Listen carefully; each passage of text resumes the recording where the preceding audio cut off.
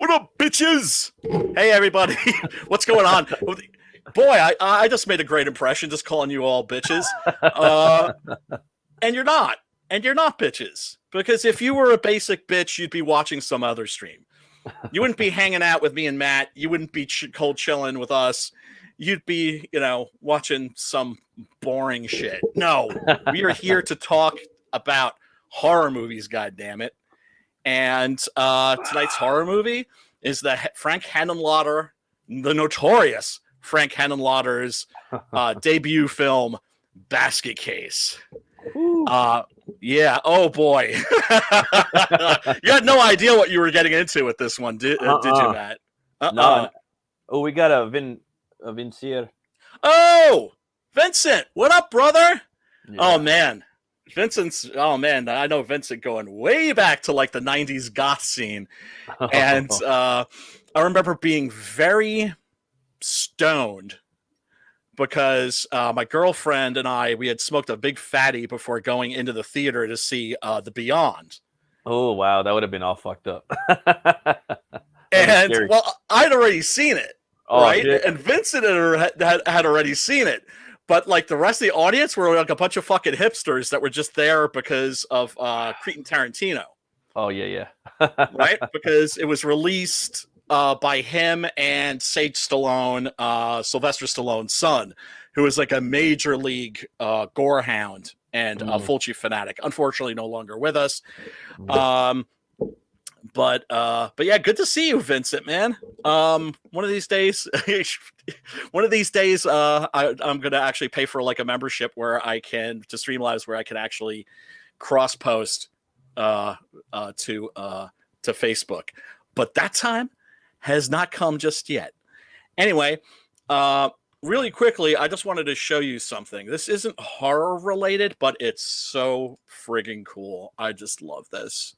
Sweet. So I wouldn't say it's horror related, but it's definitely cult related. Let me see if I can bring this up here.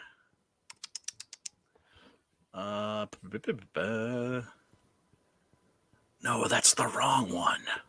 All right, I'm trying to. No, that's not it either. All right. Let me see if I can download a picture. No, it's not even letting me download a picture of this guy. Do you know who Robert Bronzi is? No. I'm going to show you who Robert Bronzi is. Robert Bronzi is a guy that I refer to as deep fake Charles Bronson. Here, check this out. This is gonna blow your mind a little bit because it completely blew my mind. And my friend Chris, who's like a big Bronson fan, especially like the late era canon Golden Globus Bronson movies, which were really tawdry, like 10 to Midnight, that kind of a thing. I don't know if you've ever seen 10 to Midnight. The Death Wish. No, I just seen the first few Death Wishes. I really dug those with Jeff Goldblum. Oh yeah, and isn't Lawrence Fishburne in there? And Lawrence Fishburne is one of them. Right. It's like, damn, this is fucking straight up the Frank Castle, dude. I really liked it. Paul Courtesy. Well, it's not really Frank Castle because he's an architect. Yeah, right. And that's the thing that's interesting about that movie is the first movie is actually like a really serious drama. Yeah, and then they all kind of a little different too. The 2 and 3. I think I just saw 1, 2, and 3, probably about 10 years ago. But they were fucking awesome. I remember enjoying the shit out of them.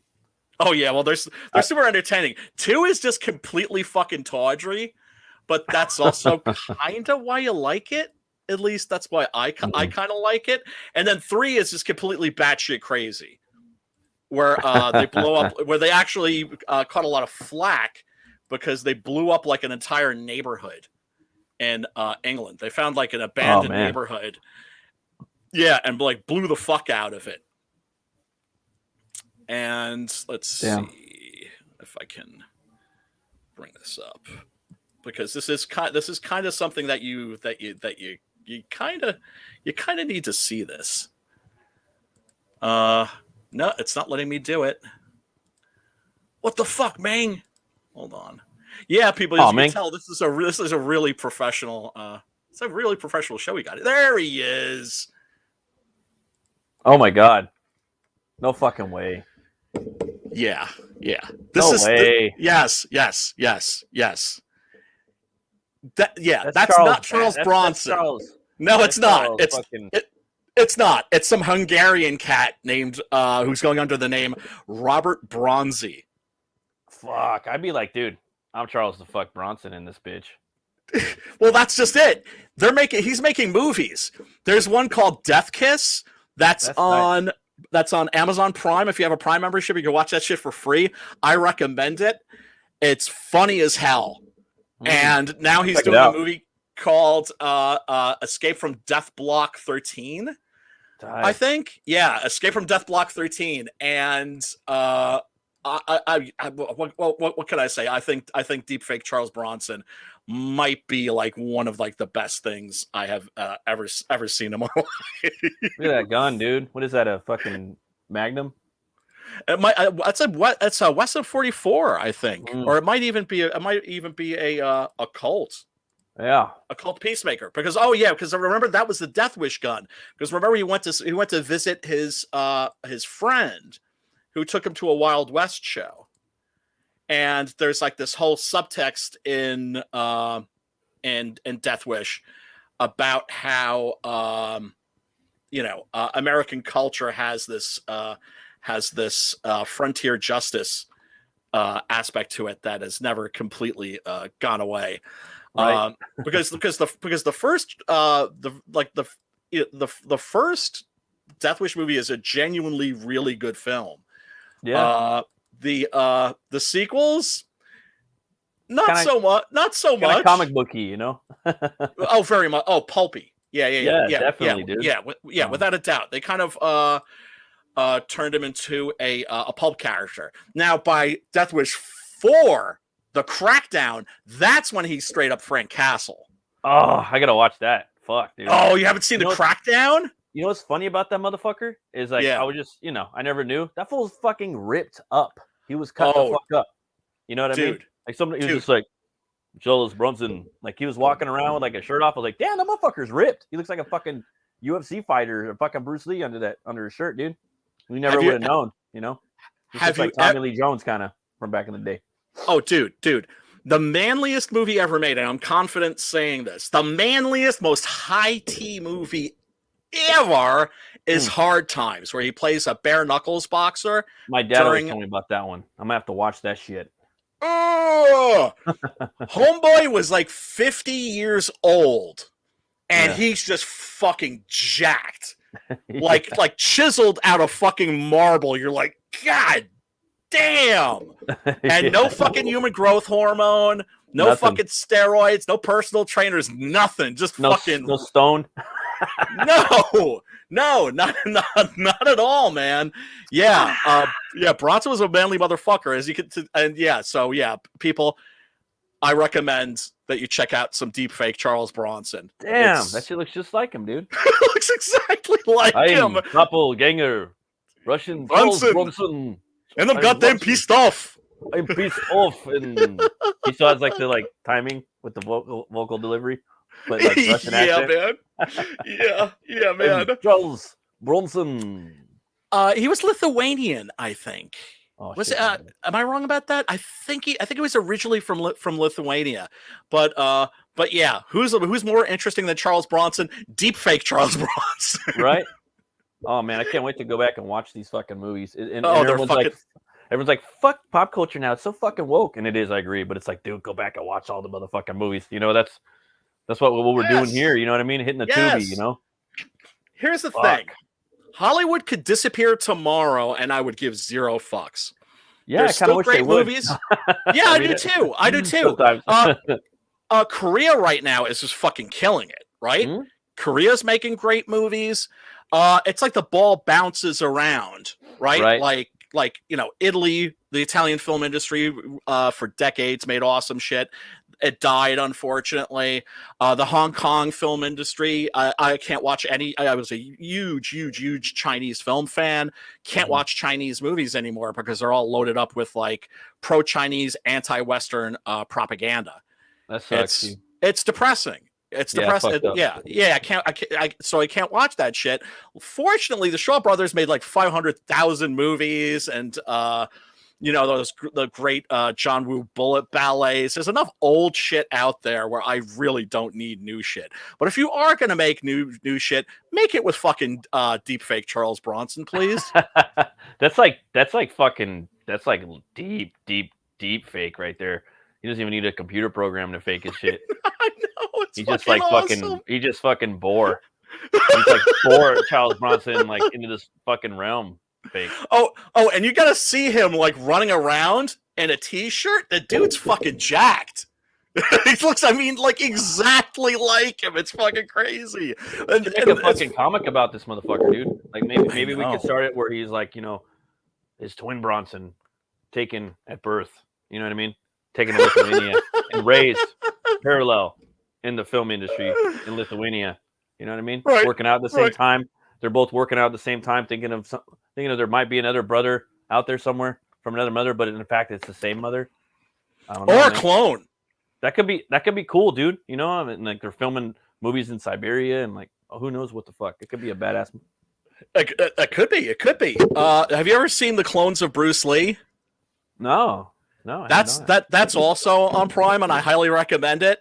It's about like these people that want to get revenge on the people that murdered Bruce Lee, so they clone him. And do you know what the Bruce Lee clones' names are? Bruce Lee number 1, Bruce Lee number 2, Bruce Lee number 3. Yeah, you don't get more Bruce Lee than that. I get more Bruce Lee than that. Oh God, yeah. Funny shit. So it could be like there could be like more deepfake Bronsons out there that we don't even know about. Dude, fuck. Yeah, Bronsons to meet the eye out there. But yeah, it's shit. I had to bring this shit up, even though it's not horror related, because it's just fucking awesome. But the thing is, I think for me, horror is kind of loose. Like to me, it could kind of go into Death Wish. It could go into Punisher territory, and that's me. Even that fucking was it AFV? VFW. AFW. Sorry. To me, like when it goes into gore area, then it kind of goes into horrific. Like yes. I put it in the same genre. I know it's kind of bastardizing it somewhat, but that's just my personal thing. But I do consider some things that are horrific in the horror genre, but it's not scary. It's all. Well, then it's what I refer to as non-horror horror movies. Adjacent horror. Yeah, there you go. But there's a, was it from Korea or Indonesia? I think it's a Korean movie called the Night Comes for Us. And that's on Netflix, and check that out. That's a movie that starts out as like pretty much like a martial arts like revenge movie. Dope. And then about halfway through you're like, this is like turning into like a splatter movie now. Yeah. and it ends up really like in horror territory where it's just like shit, I think I'm in another it's Indonesian, Vince? Okay. Yeah, fucking once again, it's like, okay, so China's not making kick-ass martial arts movies. Indonesia is, Thailand is, Korea. What was it? Did you see the Raid movies? They're fucking awesome. Amazing.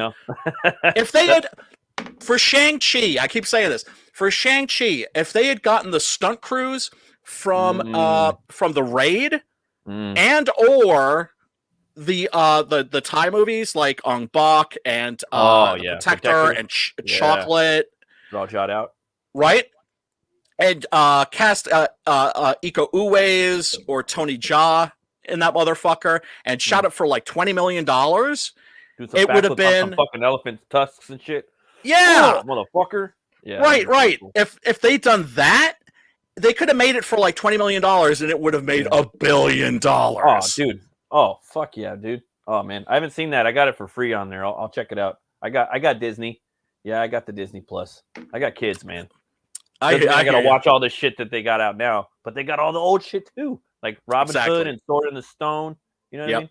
So Black Cauldron. Black Cauldron's a great one. Black Cauldron's metal as fuck. It's metal as fuck, man. Dude, I started watching that shit. I got sick a few months back. I got pneumonia, and I was watching that shit. I'm like, watching it on the couch with a blanket, I'm like, this shit's metal as fuck. Oh, I gotta watch it when I feel better. Oh, and I never went back and watched it, but it looks so cool, Metal as fuck. Yeah, it is. Yeah, it is. It's very metal. Yep. And speaking of metal, we're talking about Basket Case, the notorious film by Frank Henenlotter. Frank Henenlotter is an interesting character. He's New York City based, which not a lot of filmmakers are. LA has always been the place to make movies, but he has made some very, very strange, interesting sort of horror comedies. Basket Case is what he's best known for. That was his breakthrough movie. But he's also done Brain Damage, which is I've heard excellent. Of that. That's also on Tubi for free. I highly recommend that. Damn, I'll have to write that shit down. It's very good. It's a movie about drug addiction, about this creature that attaches itself to this kid's head and injects him full of feel-good chemicals. And its name is Aylmer. And the voice is done by Zachary. I don't know if you know who Zachary was. He was one of probably the most famous of the horror TV show hosts. Like Ghoulardi and Elvira and Vampira and Svengoolie. Svengoolie. Yeah, thank you. Yeah, he's one of those dudes. So I recommend that. He also did two sequels to Basket Case. Basket Case 2 and the appropriately titled Basket Case 3. I actually, my favorite, Basket Case 2 is my favorite of the bunch. I really like that movie. Damn, I'm gonna have to go watch it because the way that this one ended, I was like, fuck. And I don't want to spoil it, but the way it ends is kind of the way that the characters come into this world. You know what I mean? Yes. Yeah. And I was like, oh, okay. They come in together and they leave together. Full circle too. And the way that they leave is almost, spot on the way that they came in, the way that they're anatomically positioned. Yes. Yeah. That's one of the things that's crazy about this movie is that if it had been made in the 70s by, I would say, a more accomplished filmmaker, this could have been a really great, awesome, sad little horror movie. Yeah. It could even, it could have been a lot of things. You know what I mean? When I was watching it, man, there was a lot of, I hate to I'm gonna throw this name out there, but I got this feeling of Wes Anderson, the way that they have these dead-on shots where they're just looking at you and they're delivering dialogue right at you, and I fucking love that shit, dude. I don't watch all of his movies, but I like. There's something about straight-on delivery when you're talking to people or when you're watching something in cinema, or if you have the straight profile where they're running like that. And there were some scenes in there where there was some characters. The characters were fun, right? Just the line delivery, and I love horror comedy. You know what I mean? They're so rich. The characters when it just brings that other dimension of entertainment to the horror genre when you have characters that are funny in a horror movie, and my favorite character in the movie was the guy that's drinking that's always drinking in the lobby with the hotel owner, Yeah. You see that roll? Do you see that big thick bankroll he had? And he goes for the bankroll, and boy, does that end up being a fucking mistake. Man. But here's something that I love too. Check this out. This is what comes on the screen. I'm not sure if this is on the Tubi version. It was.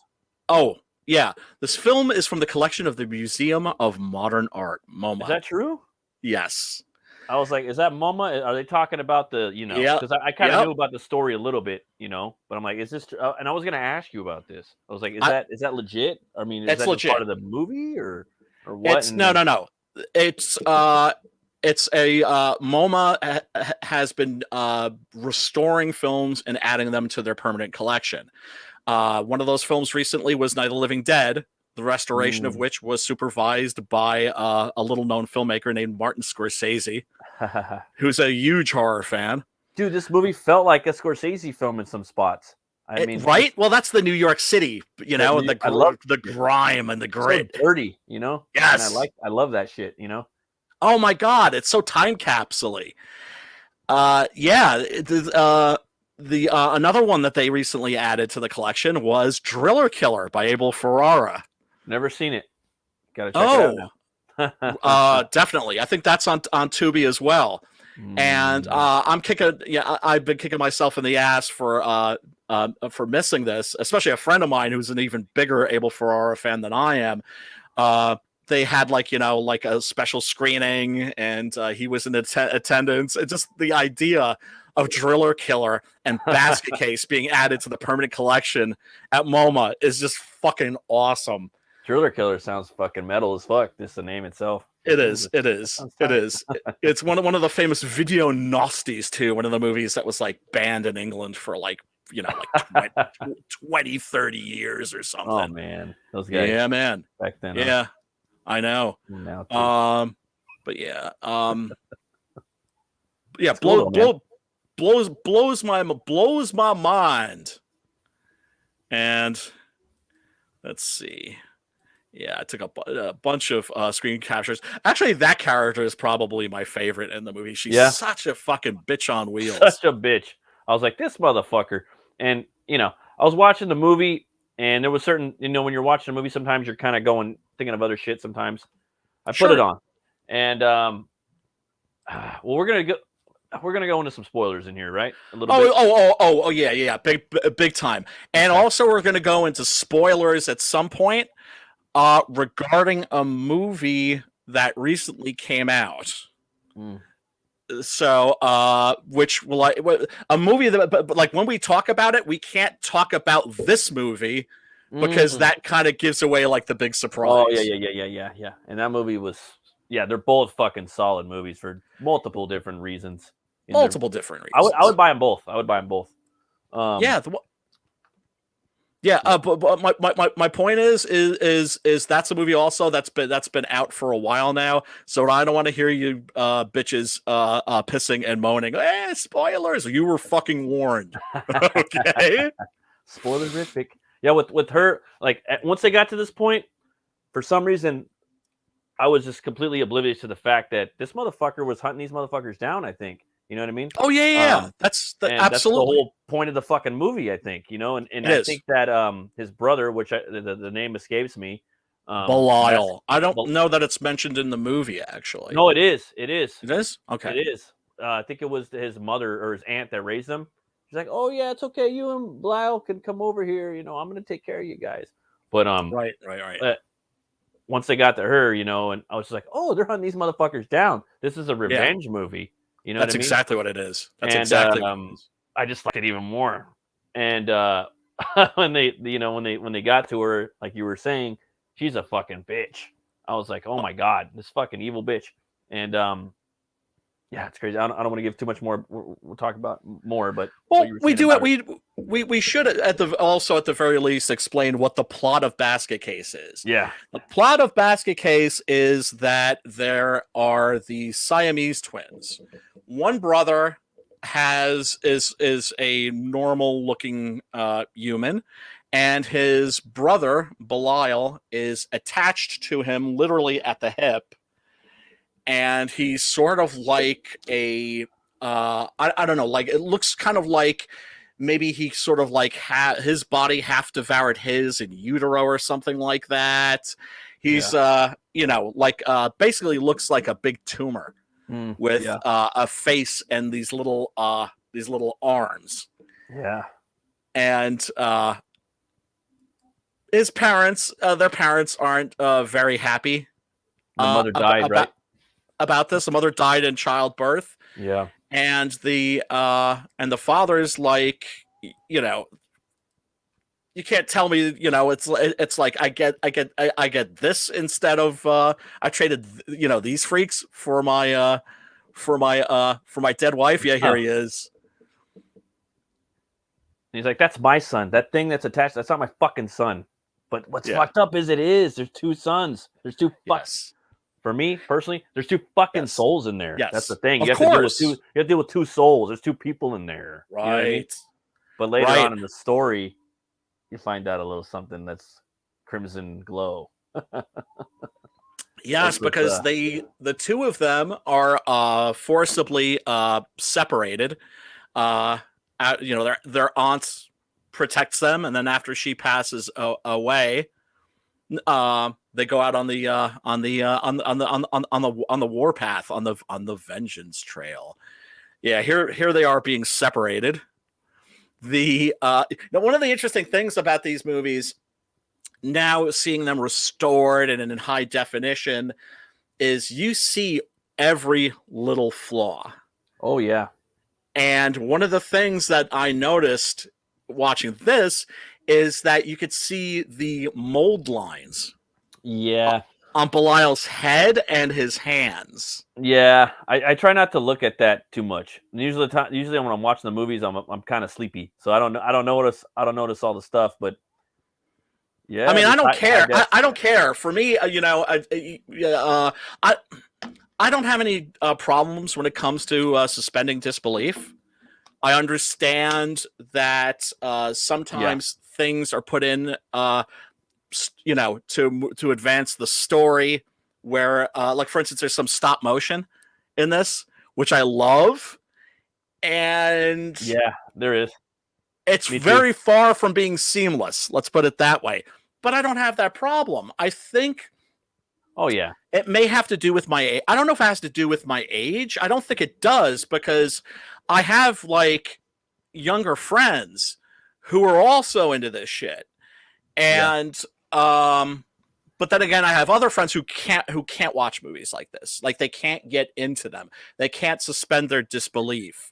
They need the CGI. They need the very glossy production values. And one thing you're not going to get in Basket Case, people, is glossy production values, because this movie was shot for, I think, about $32,000. $10.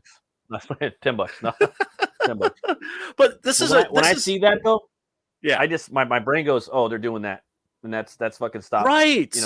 Turn it off. I know what they're doing right here because I'm a fucking movie nerd, but it's like, get back to the story. You know what I mean? And then right. My other part of my brain's like, that's cool. Look how they did that though. That's cool. That's cute. That's cute. I like that. Da da da. I know it's a fucking tumor crawling around the floor, but it's cool. You know what I mean? Yes, it is. Back to the story again. You know what I mean? Yes, it is. And you know what? I would much rather watch a movie like this than any of the crap that's coming out of Hollywood right now, because at least this has some fucking personality to it and some character. Yeah, dude. Oh, fuck yeah. This movie's awesome, dude. It didn't come off an assembly line. No, dude. And it's a real slice of life of fucking New York at the time. You know what I told my lady? Watching this. You know what I told my lady I was watching this? I said, and it's just weird. This is out of left field. The fucking guy in there, that's Peter Parker, like fucking nerdy fuck in like 1980, 70, late 70s, early 80s in fucking New York. That's who he kind of reminded me of a little bit. He's living in a little apartment on his own. He's all quirky as fucking weird. You know what I mean? And it reminded me of the old TV show from the 70s with Peter Parker. But I don't know why I got that vibe off that dude, And another side note, I'm gonna spit real quick. Yeah. The face of the brother, I think they took a scan or a mold of the actor. You know what I mean? So they had that twin look to it. Yes, I think so too, because in some shots you don't really see that, but then, like for instance, here you don't really see it, but later on, when Belial's moving around on his own and swinging out of windows and shit, and crawling around on rooftops, especially in close up, you're like, oh yeah, that looks like a cast of an actor's face, and I'm pretty sure that it is the same dude. Whose name, by the way, is Kevin Van Hentenryck, who plays who's cast as Dwayne, and who by the way, spoilers, in one scene is running butt naked down the street, New York City, when New York City was New York fucking City. Yeah, it was. And I was just like, here's the thing: if you do any kind of filmmaking, you have two kinds of actors.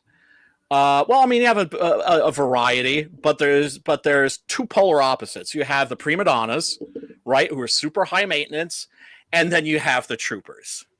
And the troopers are the people that will put up with intense discomfort, will basically almost roll around a broken glass for you. Clearly, this dude is one of those dudes.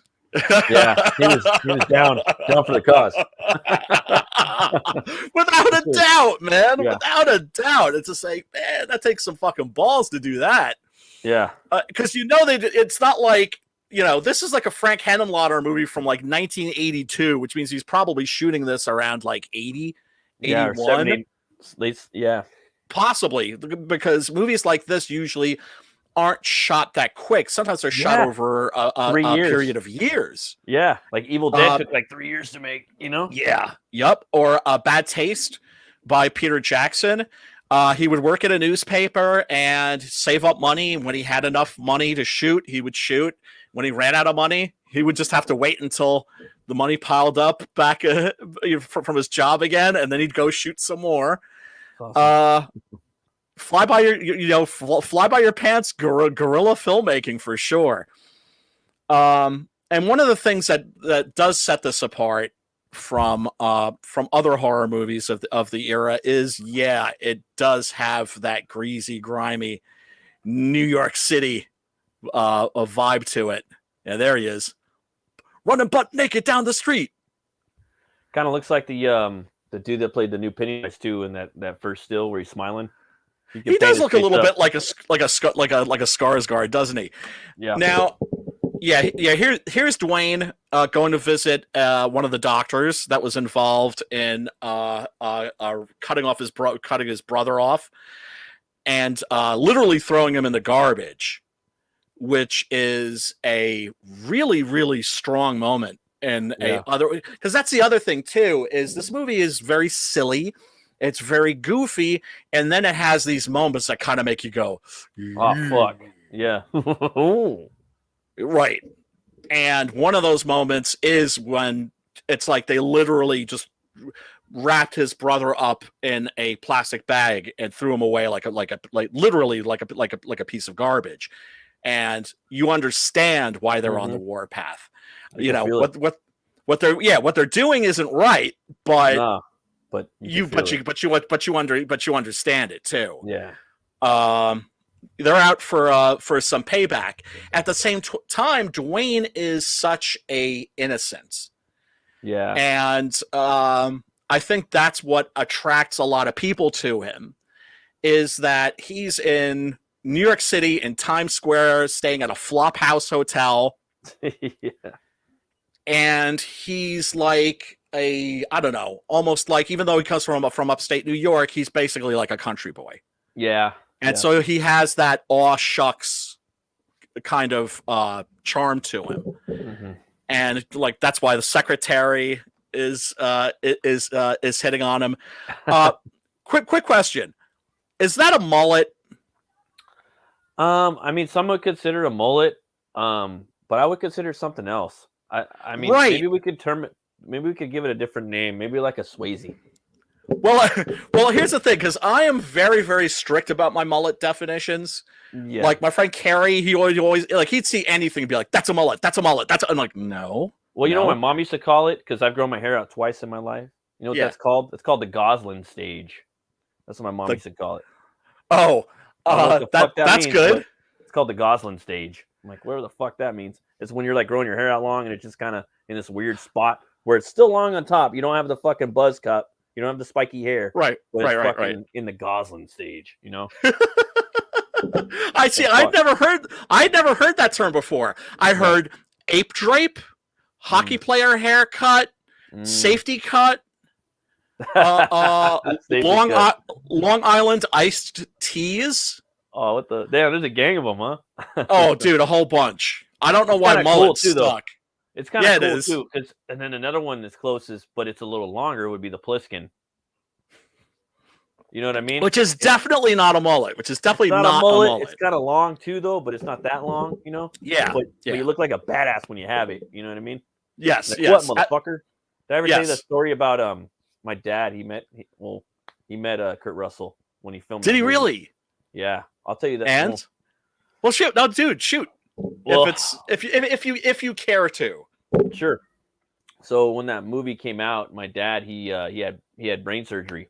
He had brain tumors, and he was sharing allegedly he was sharing I think he was in the same hospital as as one of Kurt Russell's family members, and my mom like seen him in the elevator, and basically, he had the hair and everything, and then I guess my dad talked to him and asked him, "Hey man, can I get the patch?" Because my dad, one of his eyes is basically sewed up.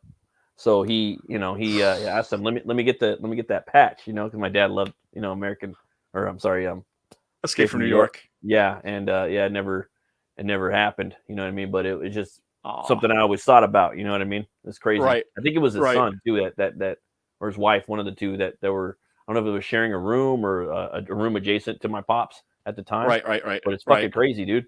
I was like, damn. Yeah, it is. That's pretty cool. Yeah, My mom's seen him in the elevator, right? Now it's starting to come back to me. And I'm not lying. And she said, "Are you Bo Bridges?" And then allegedly Kurt Russell was like, "No." And that was that. Fucking weird, huh? Yeah, it is.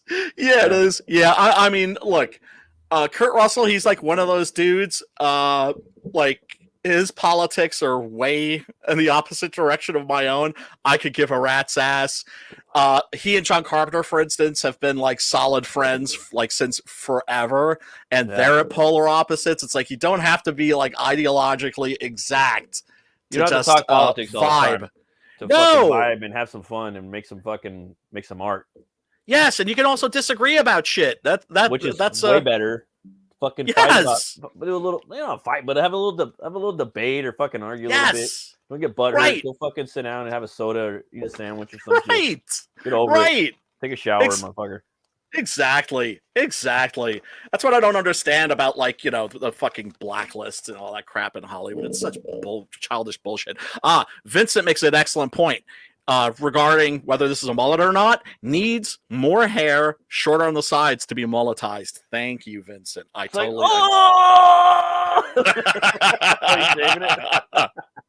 It's mullet-esque, but still does not qualify as a mullet in my not so humble I don't opinion. Mullet. To me, it's got to have spikes and it's got to be like whoop, full, like straight up. That's a mullet to me, yo. Billy Ray Cyrus. Yes. Business in the front, party in the back. And here we have the old New York City skyline. Yeah, man. Wow. I love that shot. Yeah, I don't know why. Call me crazy again. I'm gonna bring it back. Whenever I see old New York in the 70s, I don't know fucking why. I think it's Spider-Man. I don't know why. I just think it's Spider-Man. I don't know if it's because I watched that old TV show from back in the day with that kid from Sound of Music, but fuck, dude. I love you imagine Spidey swinging around. Yeah. Well, he was in the comic books too, Yeah, it's so cool. And even though he lived in Queens, Spider-Man was mostly but Peter Parker lived in Queens, Spider-Man kind of inhabited Manhattan. It was Queens, right? Or was it Brooklyn that Peter Parker lived in? It was that Queens. Motherfucker was swinging up in them two towers and all over Manhattan. And oh man. Oh, Vincent's like, sadly I know because I had that kind of cut once. Vincent, produce some fucking pics, because here's the thing. If I saw somebody in a mullet, I would crack up and I'd be like, what a douche. But you know what? I wish I had a picture of myself rocking one of those things.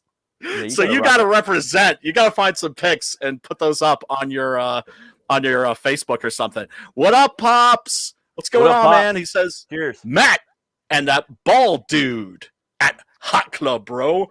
Pops was doing his thing with CromCon this weekend. I wasn't around. Otherwise, I would have popped in. Mucho apologies, Pops. Pops is always busting his ass for this community and deserves the utmost respect as a result. So, Belial and Dwayne decide that they're going to get revenge. No, actually, it's the aunt, I think, who does it. Who kills the father? Why do you say that? Why do you say that? Because she goes looking for them afterwards. And it's like, right, and saying like, come out now. It's okay. But then again, we don't know for sure. We don't know for sure. So I could be talking out of my ass here. But look at that death trap right there. Not only is there a buzzsaw blade. Yeah, but look at all the shit on there, dude. Look at all the fucking. Oh my god. I know. I know, like not one, but 2 pitchforks, a machete. There's a rake in there somewhere. There's like a blade popping out. There's another rake. Yeah, there's a pitchfork. Yeah, there's a fucking. Looks like there's some fucking antlers in there. Yeah, a fucking duster. Is that what that is? There's a duster in there.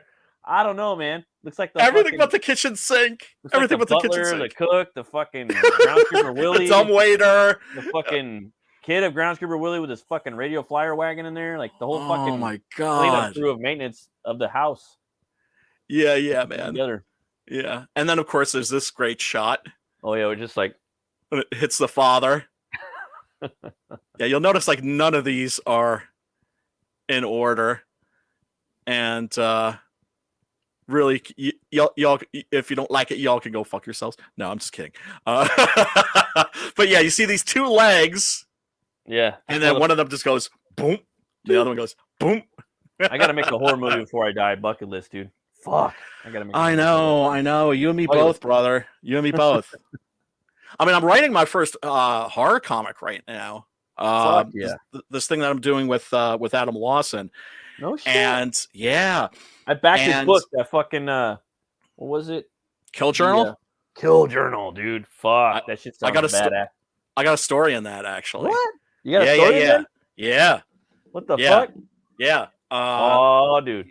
Yeah, he signed me up to do a. There are like little backup stories, like 6 to 8 page backup stories. Yeah. That are like origins of the characters. Oh, sick, dude. There's some badass characters in there too, man. Really good.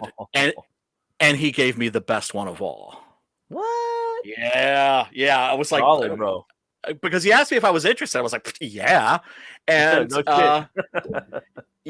yeah, and I was like, oh, please let it be that character. Please let it be that character. And it was the character I was hoping it would be. You're like, yeah. It was that was cool. Yeah, and he even paid me. Sucker. I would have done that shit for free. Yeah, no. Like, that's how I am, dude. Someone hits me up to do something, fucking. Oh, I got you. Pay dog. me? Yeah. Like, sucker. Fucking awesome, dude. That's so cool, man. I can't wait because I got that book, dude. Leather bound like a motherfucker. Not embossed, debossed. Yeah. Which is like the opposite of embossed. It's like, engraved. Yeah, like. Yeah. Yeah, that's gonna be tight. Oh hell yeah, dude! I can't wait. Yeah, and everybody. Well, I think that campaign's over. I don't think you can back that one any longer, which is a shame because it's like I always feel like people shouldn't close their campaigns until after fulfillment, because once people start seeing their books arriving, then they know they're going to get the book. And you can totally, dude, sell so many more. That's what happened with me. Well, my last campaign for Butch Cleaver, I got more backers after I put the book out. Right. Oh man. Let's see. Yeah. This film is from the collections of the Museum of Modern Art. And that lady, that the aunt right there, she took to see the child. That's totally what anybody would have done at the time. You know what I mean? Especially absolutely at that time, like. What the fuck? Oh, absolutely. Well, I mean,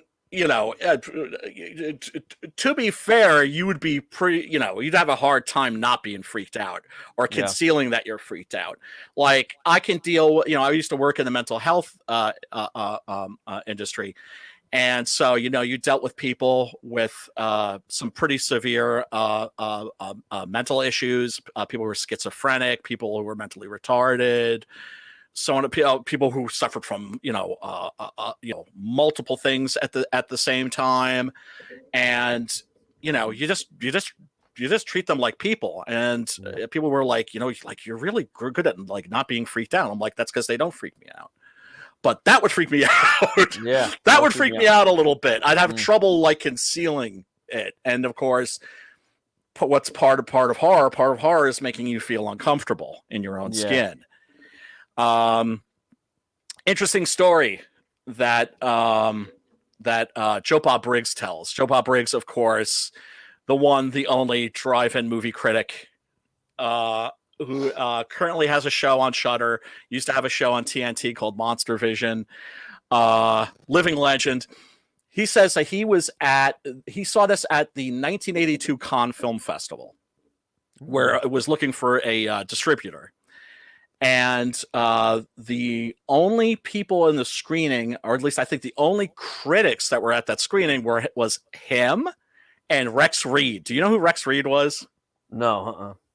Rex Reed was this very sort of flamboyantly gay movie critic. He was also a theater critic. And his thing was he hated everything. Wow. And so, the reason why people would read his reviews was just to hear him diss on shit. Right. This movie was so terrible that et cetera, et cetera, et cetera. And then he'd be really clever.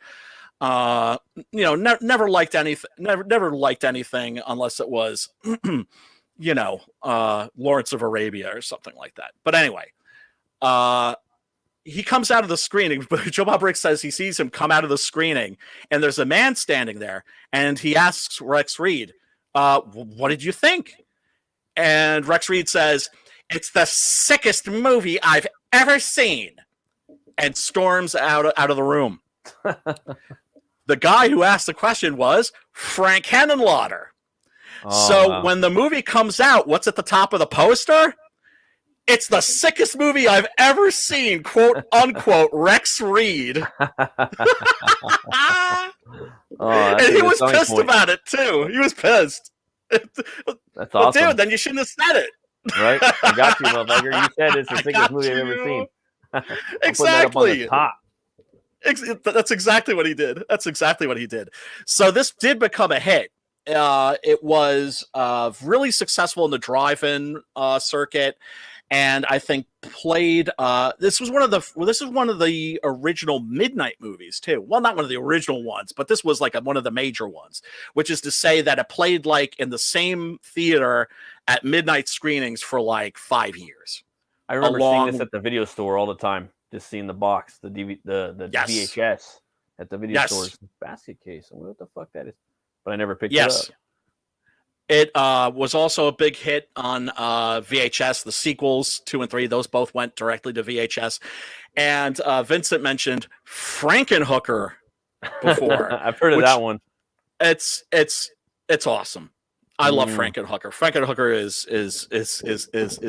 kick-ass. The video box for that's one of the most famous video boxes ever because it was embossed, not debossed, right? And so, you had like a background of a street, and you had Frankenhooker herself in the foreground, and there was a little street lamp in the background, and a little button that you would press. It would say press here, and when you pressed it, you would hear, "Want a date? Want a date?" Oh, that's hilarious, dude. Yeah, man. Cool. Oh, I can imagine what those are going for on eBay now too. Oh man, fucking $1 million and shit. Yeah. Yeah, that was friggin' classic. Now that's an authentic New York City hallway right there. Just that shot right there. It's like no fumes or something like that. No fumes. No fumar. Would be no smoking. Would be no smoking, but it says no fume. So I don't know if that's for some other language or something, or if it just means no smoke rather than no smoking. My Spanglish is horrible, but you could tell that this is an authentic New York City apartment building or hotel or whatever because of the layers and layers and layers and layers of paint on the walls and the doors. Because it's not like they strip the old paint off; they just paint over the old paint. And here is that very bitchy doctor with a face full of metal. She got it pretty bad. Yeah, she did. Bitch deserved it too. Oh yeah. There's an interesting mix in this movie of genuine actors, like people who probably had a little stage experience or something, and non-actors. Here's the secretary. That's very into Dwayne. Wants a little vitamin D. But some of the non-actors are just fun. Like here's that guy that you mentioned. Yeah, he's my favorite character. He was funny. Yeah, always like that guy that's always like like sitting in the foyer of the Flophouse Hotel drinking, and much to his dismay, goes in to steal that big wad of cash that he sees, and ends up running into Belial, and it doesn't end well for him. Belial fucks him up big time. Then there's this chick, right? And she's very obviously not an actor, but she's really good in this. She's incredibly sweet and likable.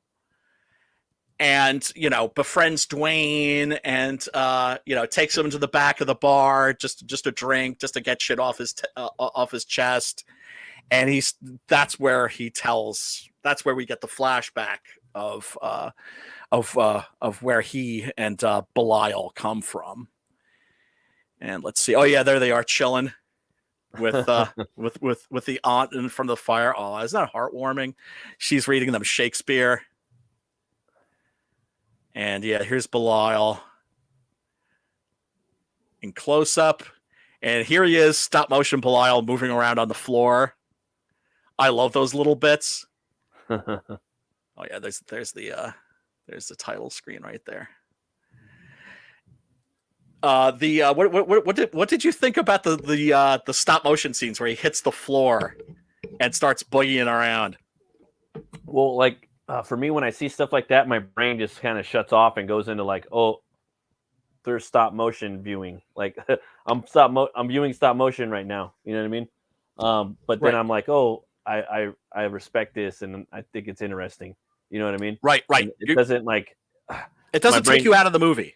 No, and then it wouldn't take me out of the movie any more than a CGI would, because my brain reacts to it the same way. It's like, oh, I'm watching CGI right now. Oh, I'm watching stop animation now. And then stop motion animation has actual volume to it. It has weight to it. The human eye knows that. So now the human or eye or my brain at the same time knows that I'm watching something that has physical, volume and mass to it. So it's an actual object in there, and it's not a fart on the screen, basically. It's not an animated GIF. As Ray Harryhausen, the master, of course, of cinematic stop motion, as he said, stop motion looks more like the real thing because it is the real thing. Yeah, it really is. Really is. Even all the fumbles and everything like that. Like you'd imagine him crawling around the floor and things like that. And it didn't even bother me that much. Like I said, even for this movie, this instance, my brain just kind of shut off real quick. It wasn't sitting there like languishing or like longing on the fact that it was stop motion. It kind of went, oh, stop motion. All right, cool. Boom. And I kept watching it and him moving around real fast. It was just creepy, dude. And I was just thinking, like, this fucking guy's crawling around on the fire escapes. You know what I mean? Doing little backflips, flipping, going around. Right, and that's in your head. It's part. Yeah. It's part of what's referred to as the off-screen movie.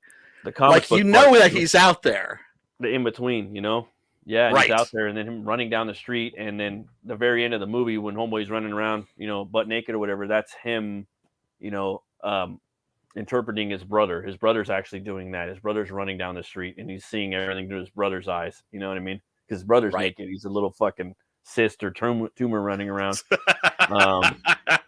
Mean one, too. A mean motherfucker. And possibly, in my opinion, he's a straight-up fucking demon, as you find out at the end of the movie.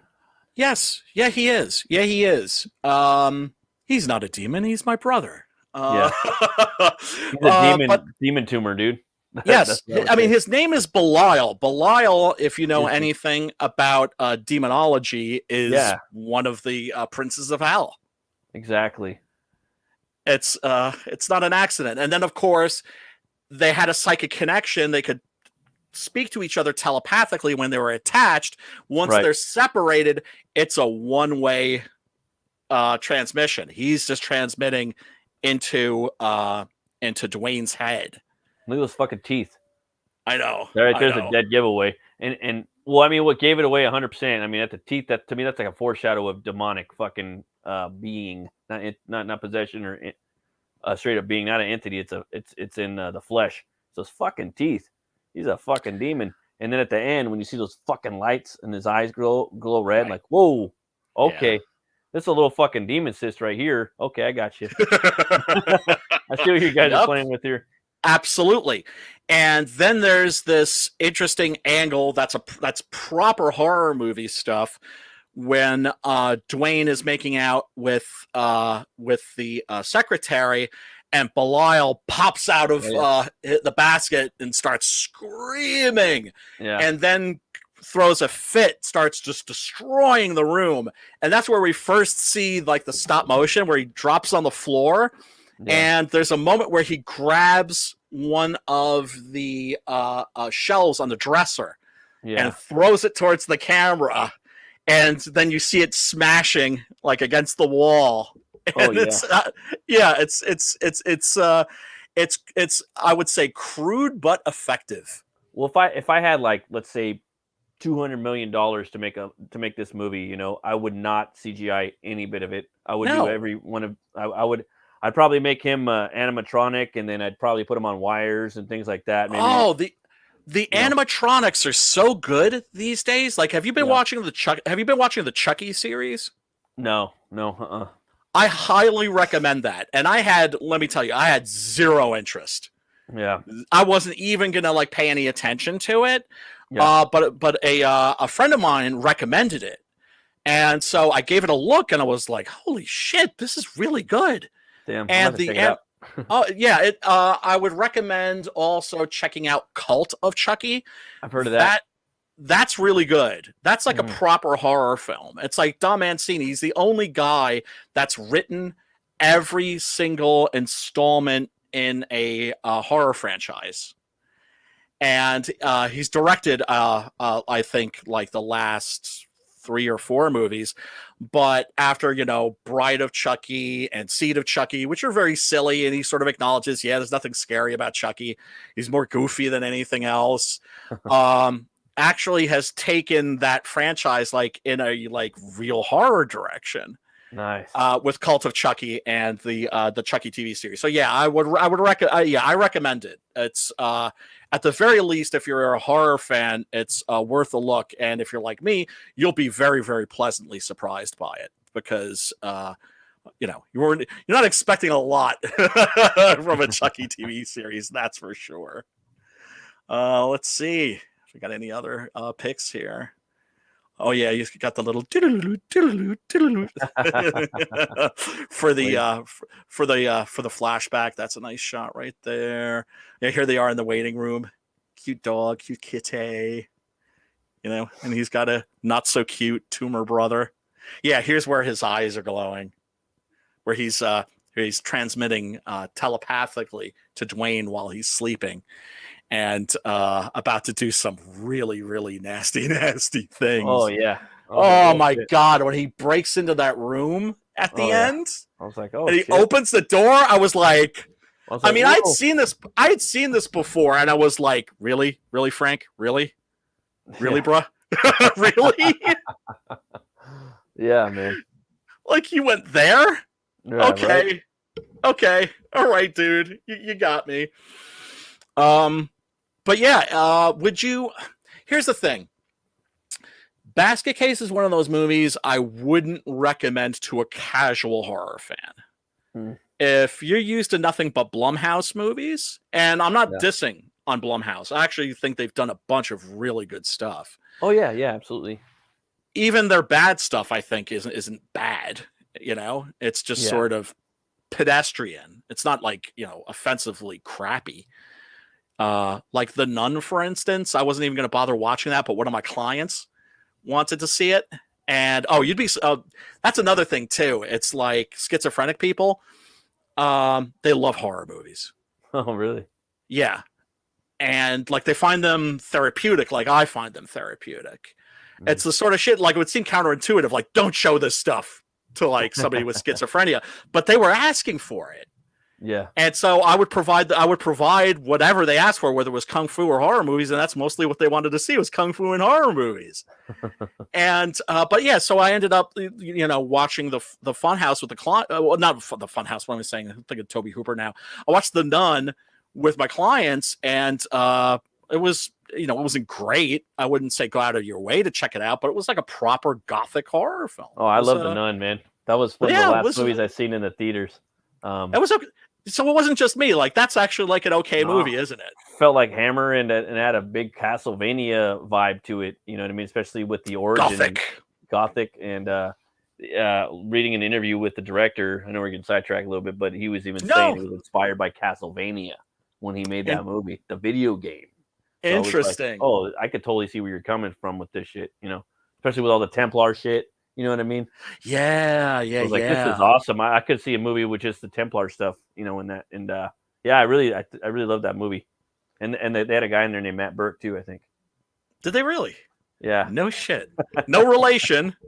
No. I think but dude, don't ever be. First of all, if I'm like co-opting the conversation because I can do that because I'm ADD as fuck. So am I. And highly caffeinated right now. So am I. Rock and roll, brother. And also, that's the thing is when you're having conversations like this, if you go off topic or meander, that's kind of part of the fun of talking horror movies too. Yeah. Right.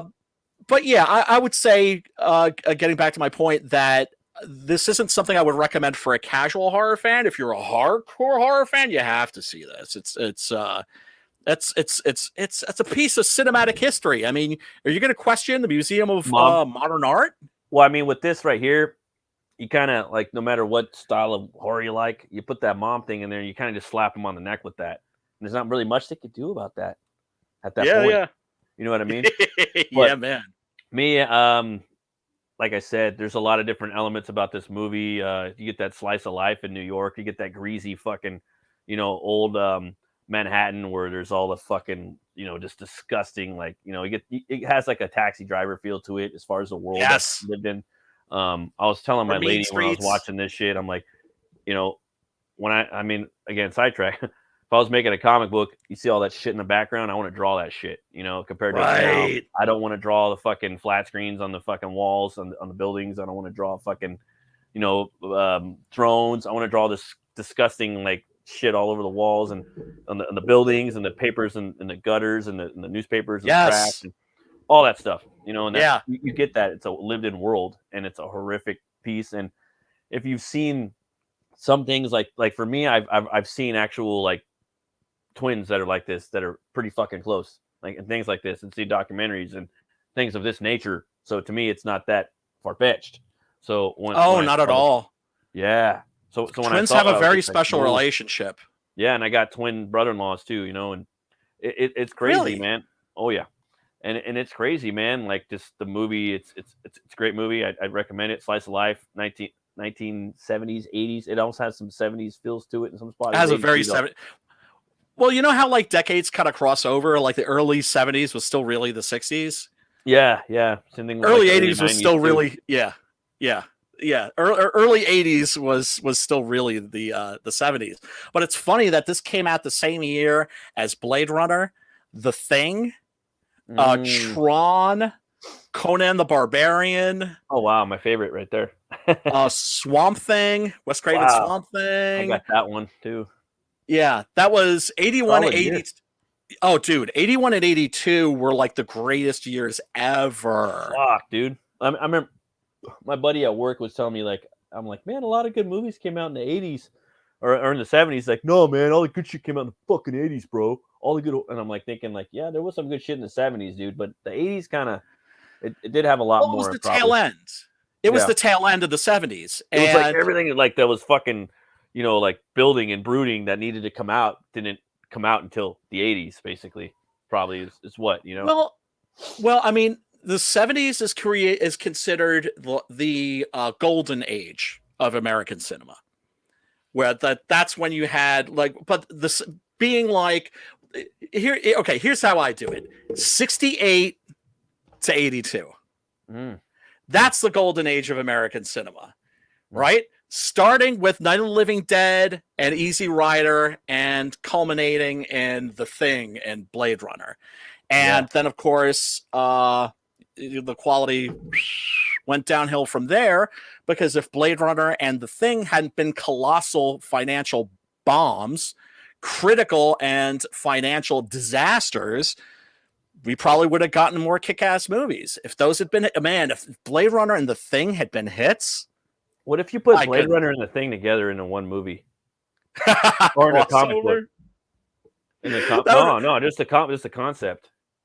That sounds like a Dark Horse thing, like Aliens versus Predator. And no, I imagine like it's like in Antarctica or Norway, and then there's this big fucking like crazy like fucking cyberpunk like city that's in the snow, and there's fucking crazy fucking aliens that come in but make it a movie. I don't know. No. I know how you're thinking. You're thinking cross pollination. Mm-hmm. I thought you were talking about like, actually, boy, some of those have been really good. Tarzan on the Planet of the Apes was really good. Tarzan versus Predator, illustrated by Lee Weeks, was the shit. I'm always down with that shit. I love it when fucking the franchises like come together. I love that shit. Oh man, RoboCop versus Terminator, still haven't done classic. It. Yeah, I've been waiting. I know fucking Simonson's one of my favorites. Frank Miller's one of my favorite creators, writer starter. Still haven't got in there. Man, it's so much better than RoboCop versus Terminator has any right to be. Right? Right? Because you go in with like thinking like, this is gonna be kind of whack, or this is gonna be kind of silly, but hopefully it'll be fun. But no, it's fucking Frank Miller and it's Walter Simonson. Yeah. Both of them delivering like their A games. Like to me, like, cause me, I'm a fucking whatever. I'm just like, damn, that shit sounds fucking tight. You know what I mean? For me, I just imagine fucking RoboCop going in there and fucking everybody up because he's the only human in there. You know what I mean? Right. And it's just, to me, that sounds like a movie. Like, I'd love to see that as a movie done right, but oh my god, yeah, hell yeah. Well, you know what? Just one. Both exactly, and I mean, who knows? Maybe we'll get that one of these days. Since usually the crossovers are what they do when a franchise has reached its end. Yeah, I could see that. Actually. I could see them doing that. Like, to me, that doesn't sound far fetched. Yeah, but then they're going to do. I wouldn't want to see it now because they're not going to go. They're not going to go to the comic book. No, it's like with the first Suicide Squad movie. All they had to do was watch Arkham. Was it Arkham? Batman Arkham Assault. It was called. It was, but yeah, it's really a Suicide Squad movie. Yeah, right. But nobody knew about the Suicide Squad at that time, so they were tying it in some way. Arkham, just to like get people from the were into the video games to watch the movie, but. That's an awesome Suicide Squad movie, and if they had just done that, but the people making the movies aren't paying any attention to the animation, which is why they should get the people that are making the animation, get fucking Bruce Timm and Paul Dini and those cats, let them make a freaking Batman movie. Seriously. Or a Justice League movie or something. Hell yeah. At least one fucking movie. At least one to say, hey, fuck you, motherfucker. All right. Exactly. All right, you suck. You can't even do that. You can't even tell them he fucking sucks. I know. But the thing is, it would then end up being a hit, and then they would have to bring their asses back, I think. But they're not going to do it because, although to tell the truth, the way the DC animation's going right now, I think that golden age is over. Yeah, I do too. It's gone. I think. I think so too. The last probably 8 to 10 movies because they got like a fucking 100 of really good movies of cartoons. Oh my god. Like, I haven't seen like the last 10, you know what I mean? But they're seeming kind of, I don't know, like they were losing something, Yeah. I think that era is over. The Injustice movie I thought was really disappointing. I thought The Long Halloween was really disappointing. I haven't seen that yet. By disappointing, I mean like the animation was just, it has, it's, I think that golden age is over, but holy shit, we got like 30 great animated movies. Yeah. Solid ones, dude. Solid ones. Oh my God. Now that you're speaking of DC and Batman, there is one movie that kind of has something in common with this one that just came out, and it's, very similar to this. Did you want to speak on that one? Spoiler alert. Spoiler alert. Yes. The movie in question, of course, is Malignant. Yeah, which is basically a Batman supervillain origin story. Yeah, exactly. That's what I was saying. It's a Batman fucking origin story. It's a fucking Batman movie with no Batman in it. Exactly, because you could totally imagine Batman, on a rooftop, fighting Gabriel. Gabriel, you have to go back. Get back in there. Get back in there. Throwing batarangs in it and shit. And yeah. Like, Gordon, don't trip. I got this shit. Like that scene where she's fighting everybody in the fucking the police station. Yeah. The police station, Oh, it's amazing. Then you have like old Gotham Underground as a fucking set, which is similar to the game, And then you have Arkham Asylum in the beginning of the movie. It's in Arkham Asylum practically. Yes. And then I don't know. Yeah, that movie was very original, solid fucking movie. Two horns way up on that motherfucker too. And same here. It got a definitely. I'm not gonna say for sure, but I know fucking Juan likes this movie. I mean, watched it for sure at least. You know what I mean? Probably got a little influence on it. It's influenced by this and The Dark Half. I've heard of that. Do you know what I mean? That's Stephen King, right? Yes, and the movie was by George Romero, but this is the real inspiration. Yeah. It's just that Belial is in her head, literally. Yeah. And they tucked that one in. I mean, we could revisit. We could do that movie someday, but that I didn't.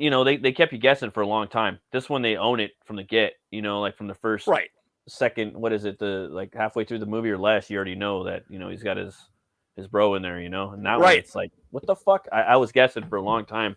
I didn't know what was going on. Yeah, no, me too. And then I started to suspect. I was just like, oh shit. Is this what I think it is? Is this what I think it is? But then again, I guessed it ahead of time also because here's the thing.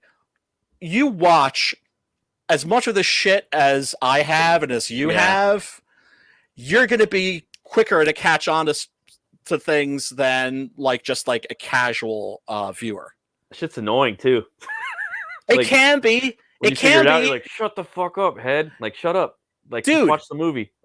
When people were like, "Oh, The Sixth Sense, it's got this big twist ending, right? It's got this big twist ending." I was like, "Wait, I knew he was dead. I knew he was dead. Wait, that's the twist?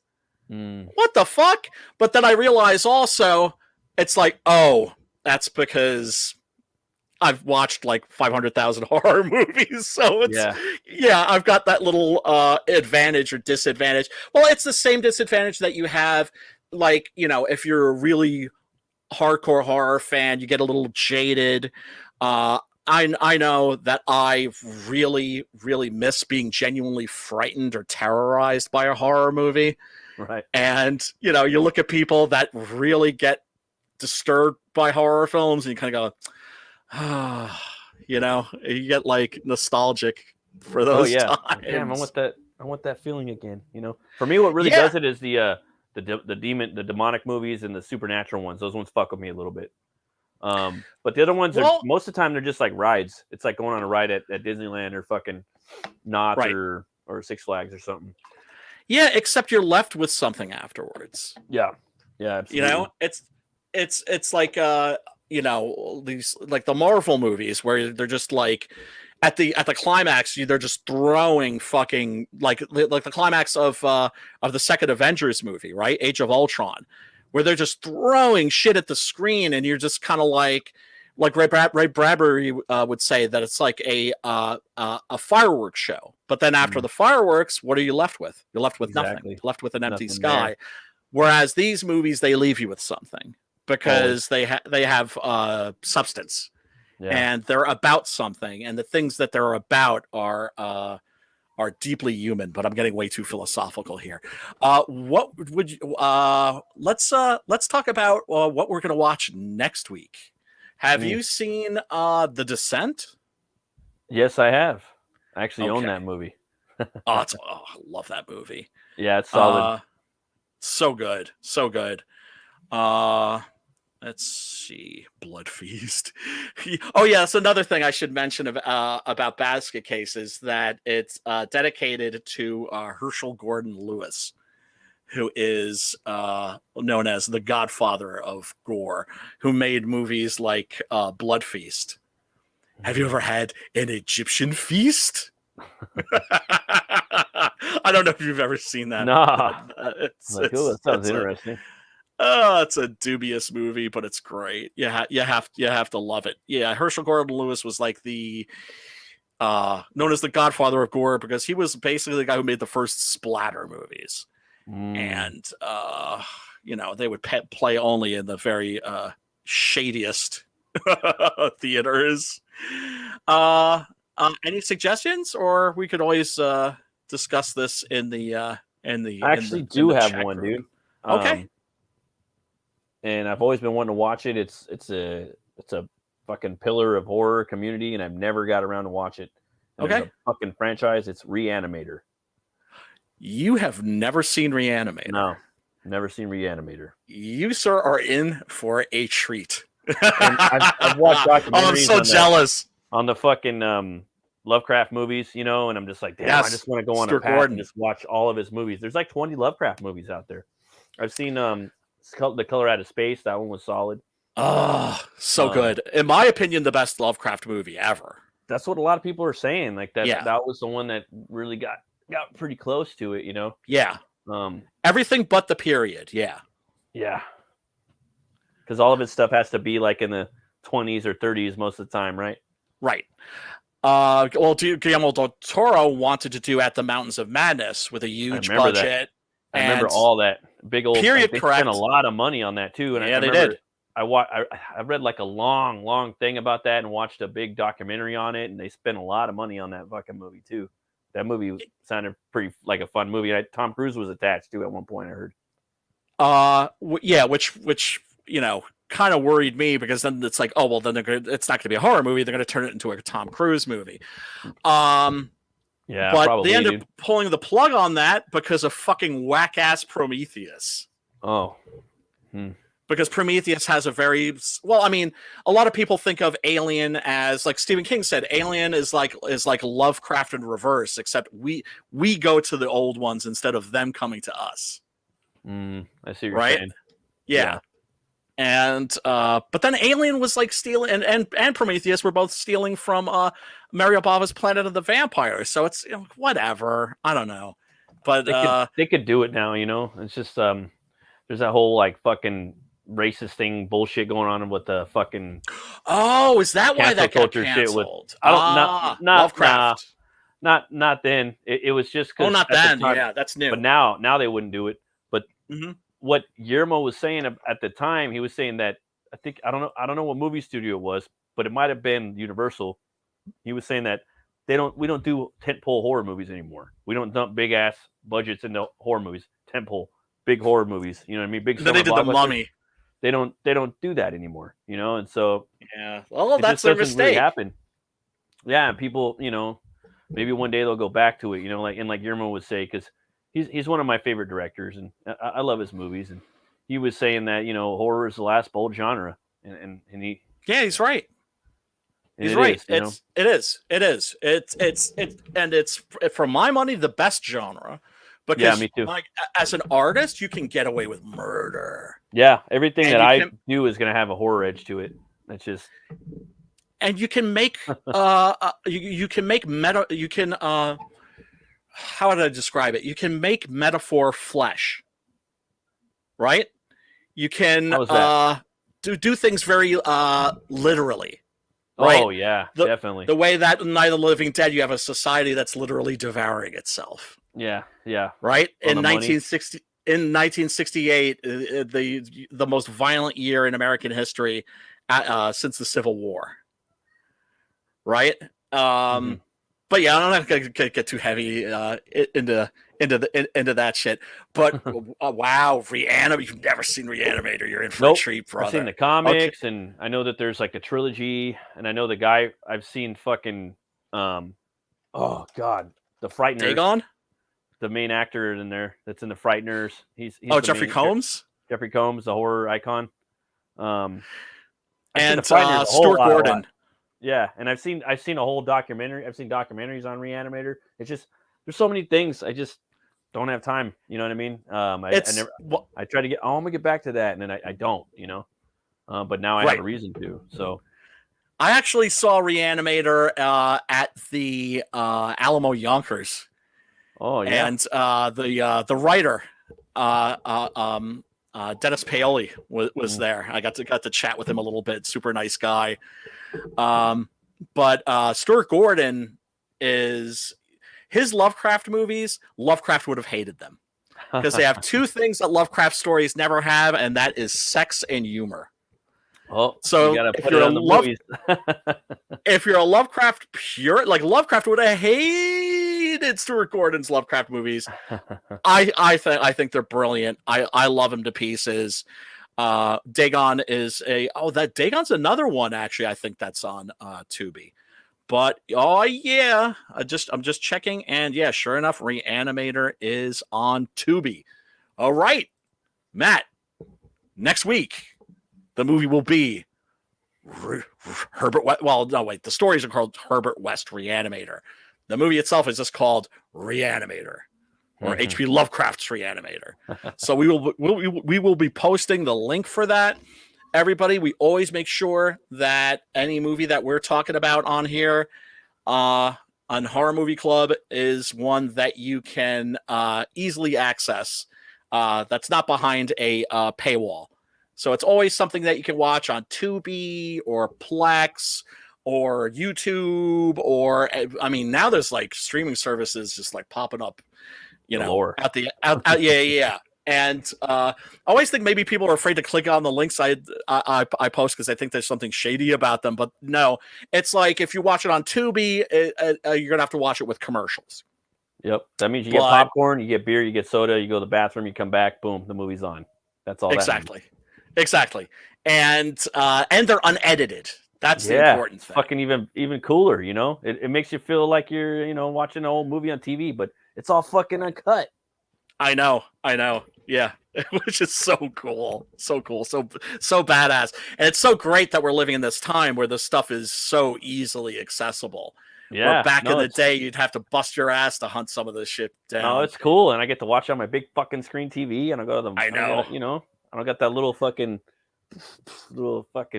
tube box. So yep, stereo surround sound and all that shit.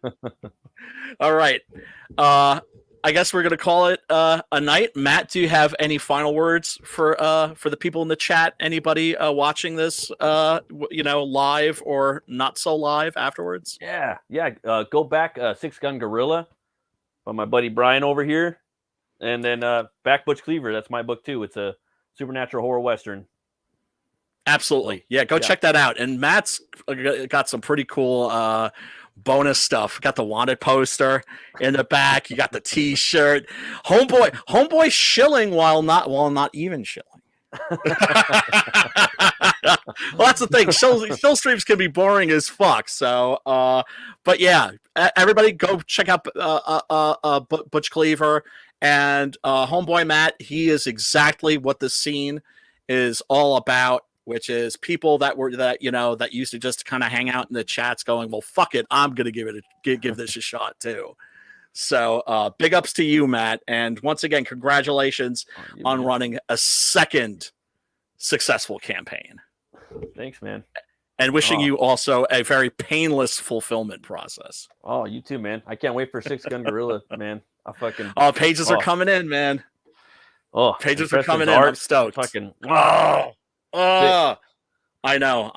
I can't. That's. I couldn't have asked for a better artist to work with, and also just a cooler guy to work with because he's just chill as fuck. Oh yeah, man. And with that, folks, we shall bid you a fond adieu. Watch horror movies. Keep America safe. Hell yeah. Peace out. And much love. Peace and love. And horror.